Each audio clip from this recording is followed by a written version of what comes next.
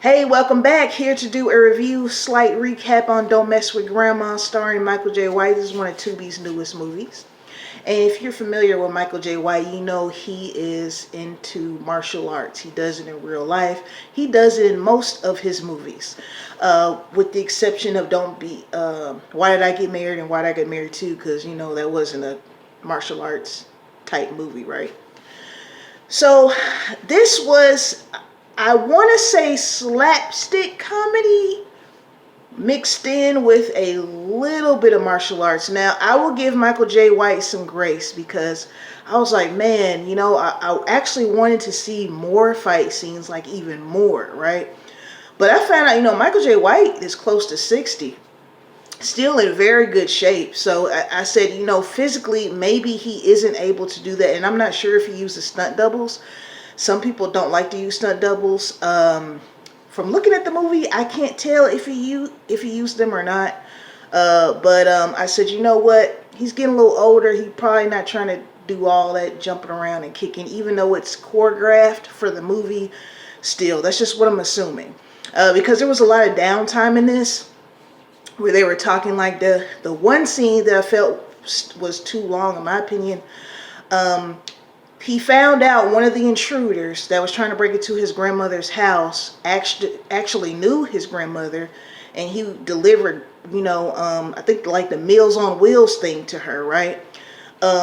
Because he was the only intruder that she saw throughout the whole movie. And this is the part that I think was just funny as all get out. Michael was kicking ass all up and down throughout, in the yard, the backyard, upstairs, downstairs, and his granny was totally oblivious to everybody except for that one boy that she knew, because she actually walked into the room when Michael had him hemmed up. And I like that kind of stuff. Like when you're watching a movie, it's a comedy, and one person is totally like don't know what's going on, and all the stuff is going on around them. I don't know if that's a genre, or when it comes to movies, if that's labeled some kind of subgenre where there's a character that doesn't know what's going on around. But I think it's quite funny, right? The grandmother was a hoot. She kind of reminded me of my own grandmother in a way, because my grandmother, she's older now. I'm not sure if she reads anymore. She has cataracts and stuff in her eyes, but she used to read romance novels, right, back in the day. And so his grandmother was reading this novel, and he was like, can you see, you know, using granddaddy's glasses? So he starts reading it, and comes right into this like sexually explicit scene, and then gives it back to her. And it just made me chuckle, because my grandmother used to love romance novels. She loved reading. She had a bookcase just full of romance novels. You know, the kind that, like, when you go to Walgreens or something and they're sitting off to the side and they're kind of thick, they're like that thick. So I was like, oh, that was so cute to me. And she was funny too. Like, I really loved her. And something in this also that is different. Like, I could say this part.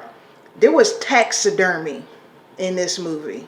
And I don't want to sound ignorant, but I don't usually associate black people with stuffed deer heads on the wall and dead stuffed animal. You get what I'm saying? Like, I just don't associate that with us. So his grandfather, who is deceased, he was I guess a hunter and did taxidermy. So they got all this stuff in the house. And this is the part I was hollering. They had this bear, right, that did she kill it? Because she kind of, I don't know, somebody killed it. But I'm like, looking at that bear, like, that bear is fake as hell. Look at them eyes. It was just fun. That's another thing I like, too, in movies, where they make something that you know is fake because it's a movie, but they make it totally look fake, as to, like, I think, you know, kind of like humor. That was hilarious to me. So these people that were trying to break into his house, I'm like, I was expecting the granny at the end of the movie to have like a damn what's that stuff when you a lock, I'm just gonna say a locker full of like gold bar safe, a safe full of like gold bars and coins and rare coins and hundreds of dollars of bills the way they were acting, because they were really trying to get in this house to the point where they were begging him, look, we just want to ransack the house real quick. Y'all can wait outside. I'm like, what does this woman have? So I'm guessing the little delivery guy dude told them, I don't know, this lady, she's older, she might have some hidden treasures or something, right? Because they were really trying to get in this house. Now, I wasn't expecting anyone to die. I was surprised at that, even though Michael didn't do it. It was the dog that he was scared of the whole time. Now, this is the part that had me screaming at the TV. So there's a woman that's a part of the, group of people that are trying to break into the house. She's, what's the word we use now? Masculine presenting, right? But, Mike, he's like, well, she's a woman. He wasn't trying to hit her, but she was wearing his ass out. And then when he was like, man, fuck it. Right before he said that, I was like, dude, whoop her behind. We ain't worrying about that right now. You getting punched and kicked and tossed and all kinds of stuff. So he finally tossed her out the window with himself included. That part, I was screaming because I was like, dude, just do something. You getting beat down because she's a girl. I get it. Don't put your hands on women, but in certain cases, like that. So I was like, how is this movie going to end, right? And so it ended basically with him just like, look, I'm tired. I know y'all tired. I done beat the hell out of y'all. Some folks been stabbed and cut and yanked on. Just go away. And it's crazy because it ends with him actually sitting down with some of the intruders playing some kind of game, right? So as far as that ending, it was cool because it's like, how else could that end? Because this was a lighthearted movie. This wasn't like Blood and Bone where people were getting killed. It was more of a drama, whereas this was a comedy. And if you haven't seen Blood and Bone, that's Michael J. White's movie he was in, came out in 2009.